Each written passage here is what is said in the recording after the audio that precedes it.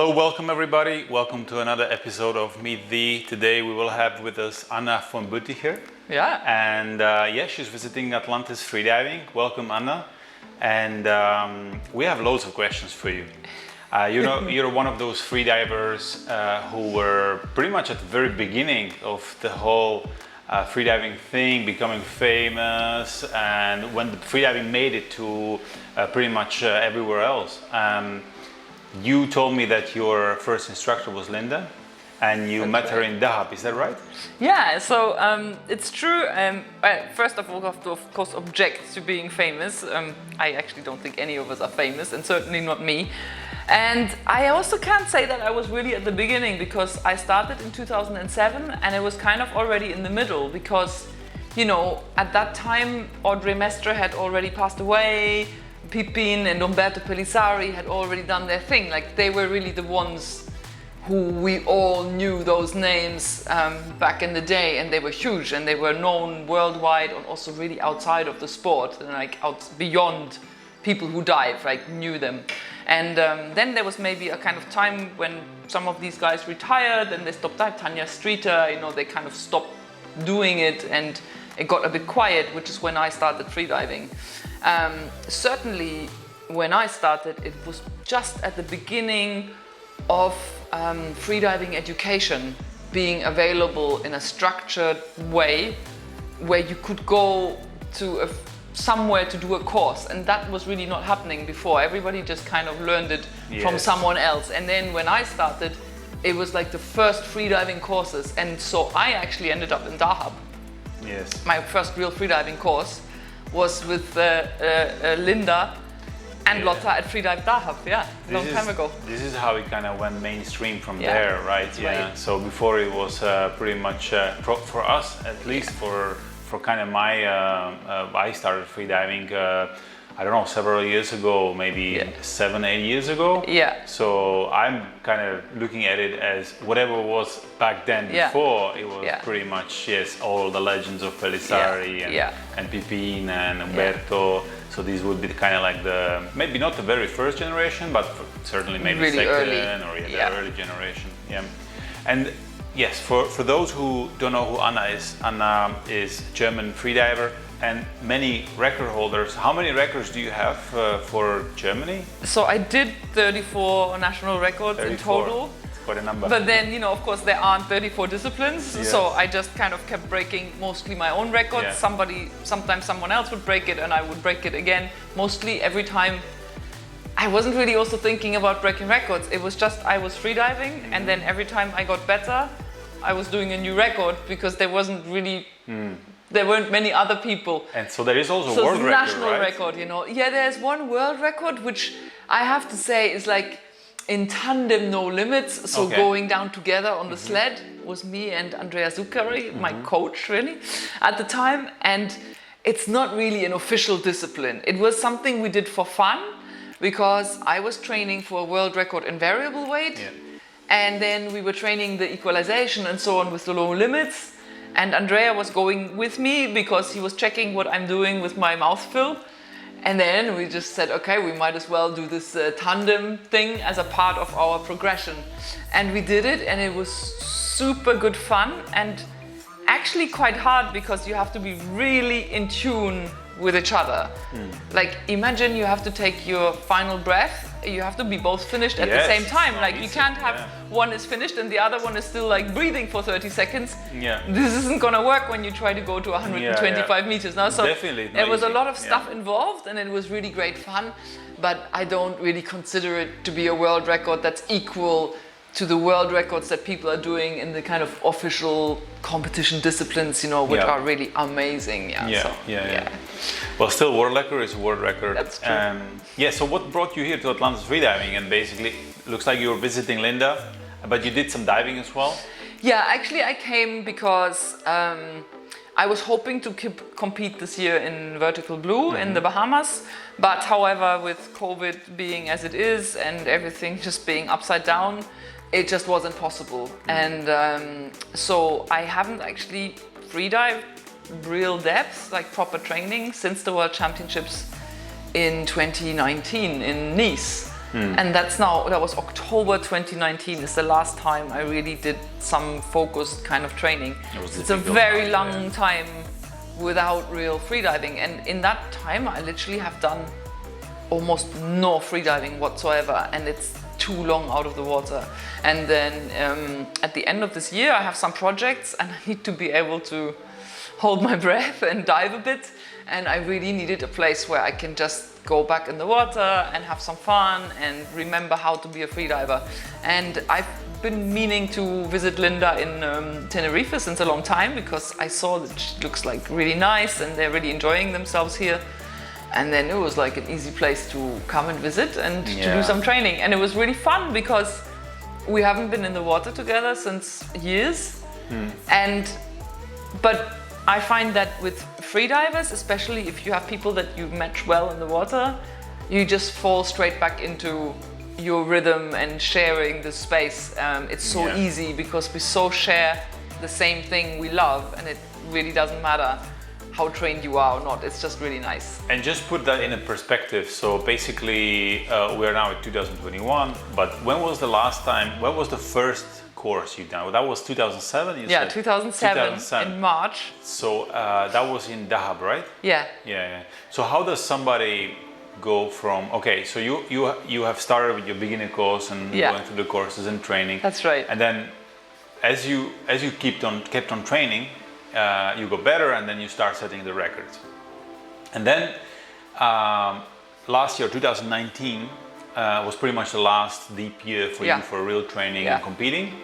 And now the COVID happened, couldn't dive, couldn't train, and now you're trying to get back to competing. That's right, good question. So I'm not competing this year, but I need to be comfortable in the water. So I have some projects that need me to dive comfortably many times and quite self-sufficient. And it doesn't matter, even if I wanted to compete this year, the start is always the same, right? And this is, I think, something that's really important to remember. Like, no matter how experienced you are, you start back at the beginning. And you just have to know that and give it the time. So when I came here on the first day, I didn't go deeper than 20. I think 20 was the maximum. And then on the second day, I thought, okay, now I will go a little bit deeper. And then I actually felt the pressure on my chest quite strongly in like 24 meters. And then I know, okay, this is my maximum depth at the moment, you just have to accept it. It is really weird. Were you not frustrated? No, because I just know that this is the process. I know I've never been able to just live for freediving. I've always done it on the side.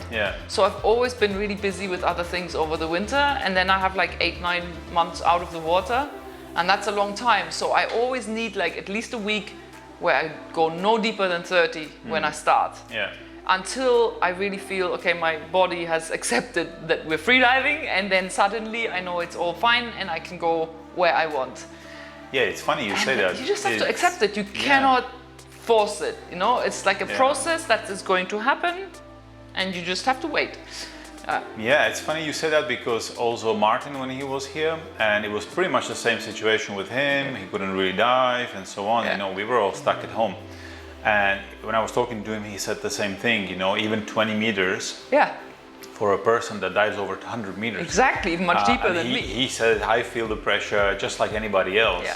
And then basically get back to your shape, you just need to take a bit of time, adapt your body and so on. Obviously the experience of diving so deep from before helps with the mental part. Yes. And it helps, because for sure the more often you do it, then it will take you a little bit less time to come back, to get over this first process, because your body does remember, right? So also your mind remembers, your body remembers, and it comes maybe a little bit quicker.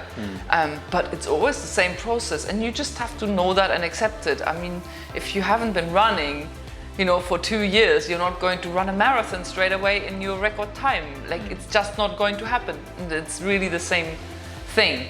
Then the problem with freediving is that a lot of the time we have a short time, like I had only 10 days now. And of course, mentally, I really want to feel like I can do everything again and I can go deep again. So the desire is there to go back to where you were last time you dived. Yes. And a lot of us, if you know how to equalize, then you can get to depth because you have the technique to go there. So you can of course completely ignore quite easily all the signals from your body and just go. And then you do yourself some damage, like on day 2 or 3 of your training, and then you're going to keep that damage for the rest of your training, and you can keep it for the rest of the season. No? And like you never have then time, because if you keep diving like that, if you take 2 days off, it's not enough time to really recover. So sometimes I see people that they never recover from that. And this is really the problem. Like, you have to, at the start, control your ego.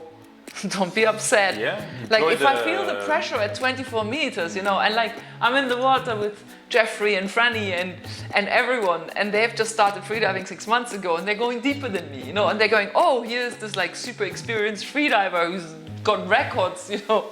I don't have any anymore actually at the moment. Jennifer took them all. My fellow German, Jennifer Wendland, she did 93 meters with bifins just last week. Oh, nice. World record, like super amazing. She's been diving so well.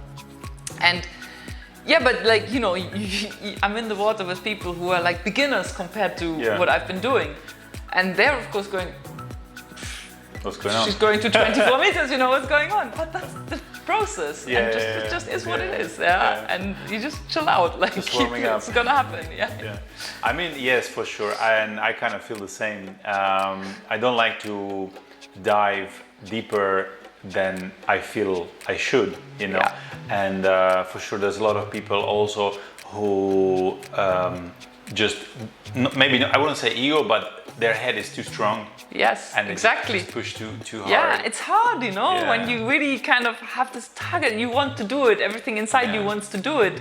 It's very easy to do it. It's hard to keep yourself a little bit in check, but it's really important. And so, for somebody who's been competing for so much, you've been on countless competitions. What is the drive that keeps bringing you back to competitions? Why do you go competing? Do you just enjoy the company, or does it help you to push yourself or overcome some limitations?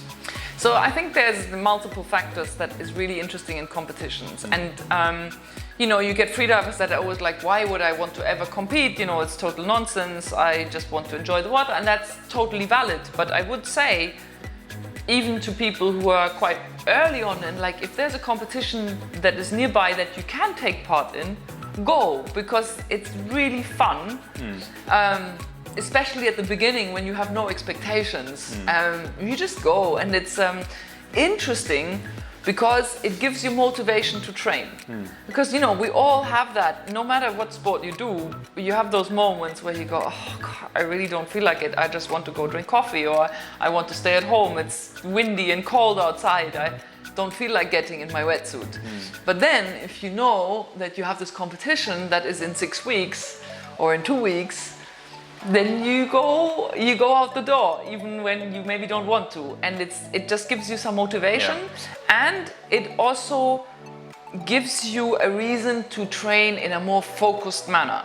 So rather than just going to train randomly, you have a date, you have a target, and you have to kind of think a bit about, what am I trying to do in this competition? What's possible? What can I do? How am I going to time my progression to reach this point in this competition? Yes.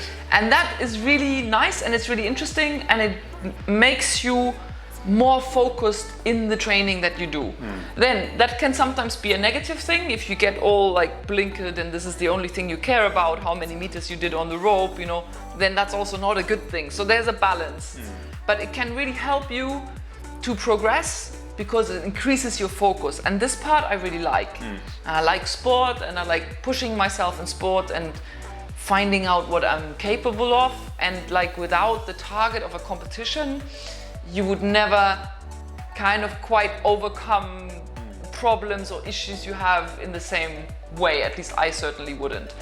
And then the other side of competition is really it's a very fun social environment is freediving. You know, I love the fact that we all come together in some really far away places in the world to meet each other and compete together.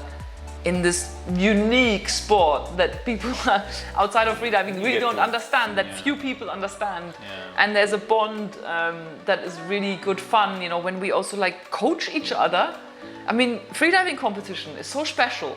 Athletes in a world championship, I am coaching my friend Liv Phillip from the UK to a medal, and she coaches me, and we are in direct competition with each other, but we are going to coach each other to the best performance we can have in a world championship. Like, that doesn't happen in any other sport. Yes. It's really special, and I really love that part of freediving. I think it's super fun and really beautiful. Yes, for sure. And then I know you have also other projects in freediving involved that you've been doing, and then you are planning to do. Yes. Yes, we'll be talking about it pretty much all day today. Yeah. And so I know you work with the watch brand. Yeah. So I'm not sure if that's involved as well in this freediving, or if there is another thing going on. Yeah. But what are your plans? If they're not secret, can you share with us? No, not at all secret. So, you know, I have been diving since I was a teenager, and that was scuba diving long time before I started freediving. So I've just had fascination with underwater since forever. And although in freediving the sport side joined my fascination for the underwater, the fascination always has to be kind of the number one reason for me still to go. Even when I was doing really deep competition dives, the moment when I opened my eyes at the bottom, I was diving with a mask most of the time, and can see the place is still something really important to me always. So after I had really little time to train and compete by choice, you know, because through work and things like that, the focus recently has shifted more back to the exploring and discovering the underwater world side of things for me.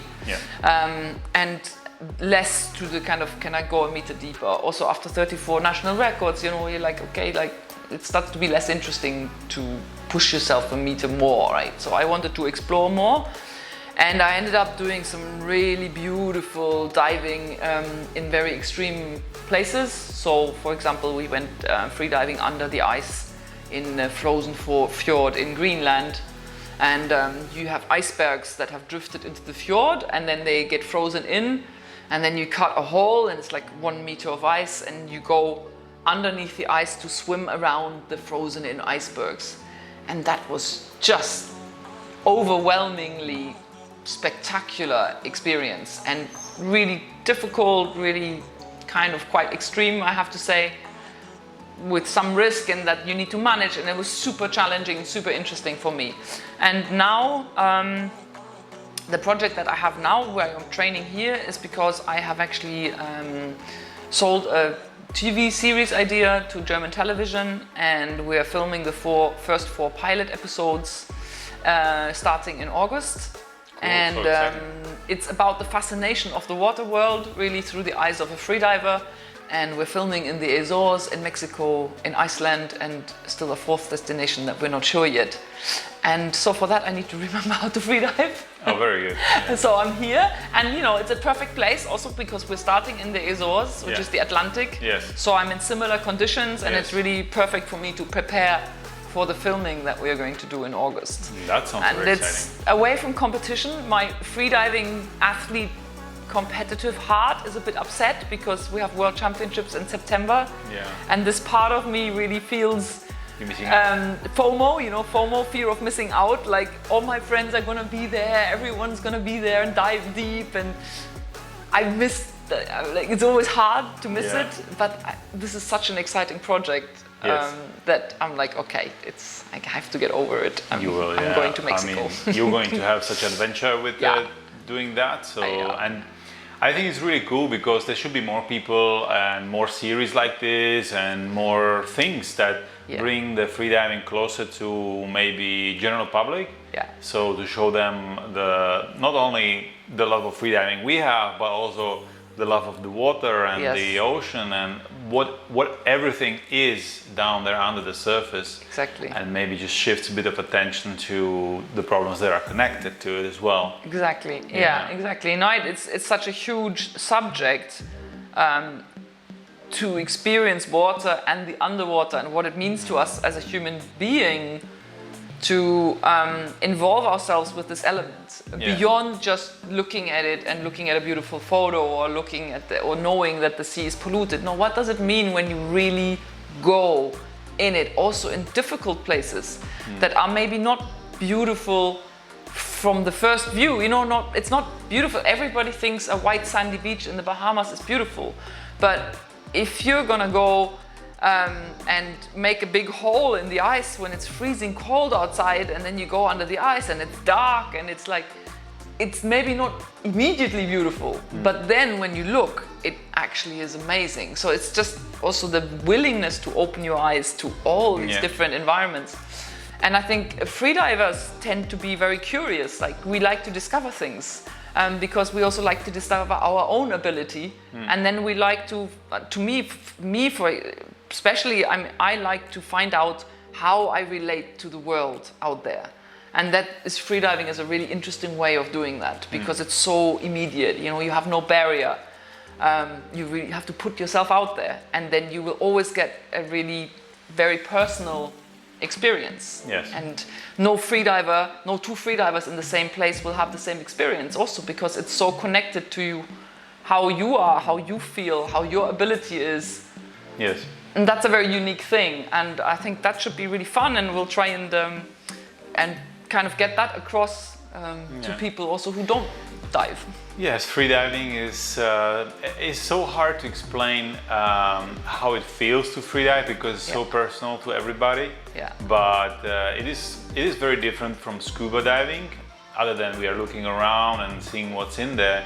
But the feeling when you're freediving and you're encountering these animals and the landscapes and all of that is quite soul touching. So I think a lot of people who do try freedive, and even at the beginner courses, you know, once they get down to 10 meters over here even, and they see the world from different perspectives, and even scuba divers who tried freediving, they really enjoy that because it's not the same. It's not the same as scuba diving. It's a very deep and intimate, I would describe it like this, very deep and intimate experience. Yeah, it's really true. And it's also, I think, one of the astonishing things is that almost everyone who tries it will discover that they are able to do something they didn't think they could. Possible, yeah, and that's like also something that's always really wonderful. No, this makes us so excited, like to have these moments where we go, you know. Yeah, in many occasions, life-changing. Yeah, absolutely. Same as my part, the freediving has changed my life. Yeah. And to many other people that I know. Yeah. So it's something quite magical about it. Yeah. So cool to hear. There's a lot of plans, and I'm really looking forward to hear from what's coming from you and the freediving show and TV. It sounds really exciting, and I think we have exchanged so many stories from you and Linda back in the day competing, and all the funny stories from competitions and training, and it's very refreshing to hear. Only a few years ago, how new freediving was. Yeah, it was. And it did evolve in such a sport, and it keeps evolving every year. I think the most amazing thing really that has happened in freediving is the high level of professional education that you can now get, and you can get it all over the world. You know, the standard has gone up so much, and it's really accessible. Through that, it's become accessible to so many people to learn safely. To freediving, because it's really a big issue to learn it safely, and that people that provide you with everything you need to have this experience, and that's the kind of thing that has developed that impresses me the most. You know, competition has always been out there. Okay, we have more people now that compete, but that's a result again of that more people have the entry into freediving because the education system and all the freediving centers that have opened didn't used to exist. And that's super amazing. And so how did you enjoy Atlantis and the dive site we have here, the conditions and the center? Yeah, I've really loved my 10 days here because it's for me totally perfect because it's the same condition I'm gonna have. And I actually, I was in a 2.5mm suit. When I first arrived, I thought, okay, it might be a bit cold, but actually we've had a couple of chilly days, but on the whole, I've really been fine, like the whole 10 days. And I thought, okay, that might be difficult, but it's been really fine. It's 2.5. Yeah, 2.5. That's big. That's a bit big. I know, right? But it was actually okay. Like, you know, I had some moments where I thought, okay, but then once you move and things, and it's been really fine. And I've really enjoyed it. Like, it's so nice to be able to just swim out. Yes. I think that's a super important part. Yeah.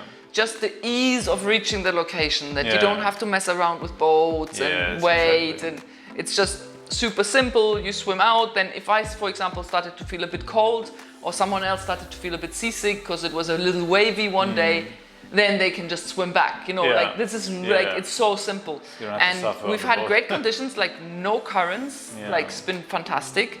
And I think one of the things that's really great, what you have here, is this kind of sheltered area with enough depth for people to learn and also to push forwards.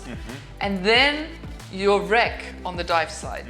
Because I think when people learn early on, it's really important to not just go up and down the rope and do skills. Like, you have to also enjoy a little bit. Have the adventure, you know, like understand that freediving is an adventure. And there you have this wreck between 20 and 30 meters, and the visibility is fantastic, and you know, like then you really also learn how to apply those skills that you just learned. And even for me, you know, I've freedived all over the world in really amazing locations. I'm always still amazed. I see this wreck and I think, oh my God, this is so beautiful. And I immediately want to explore it. And that kind of small detail that is just right there where you are anyway training. You don't have to do an excursion, it's right there. It's right there, yeah. And I think that kind of thing is super a great fantastic. motivation as well for people who Absolutely. start. Like we had level 1 course only a few days ago, and once they knew there is a wreck, this was the target. Exactly. You know? So they all want to get down, have a look at it, touch it, and I mean, you can see it on a good day from the very surface. Yeah, it's beautiful. And most of the guys, if they reach 10 meters, they can really see it very clearly. But to get down to it you really need to close, practice, but you know, you have to practice. It's a challenge, exactly. But it's there, and it's like, okay, this is a beautiful spot. So now I've really enjoyed my time here, and I think I'm definitely gonna be back to train. Oh, that'll be Linda is mourning because now I'm leaving, and now she started training again with me. And Linda got motivated. So yeah, it's nice because it's nice to, if you really want to train, I feel you need a place where you feel safe, that's super important, but also comfortable. And you have a bit of fun, because if it's just training and for the performance and you don't, then it's also a little bit, your mind just goes crazy. You need to be able to enjoy as well. That's great.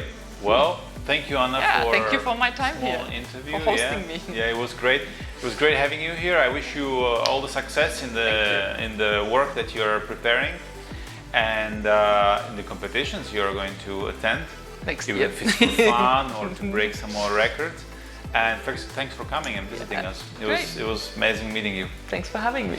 So guys, if you want to follow Anna, we will include her social media, website and all that in the description. And follow us for more videos. Thank you for watching.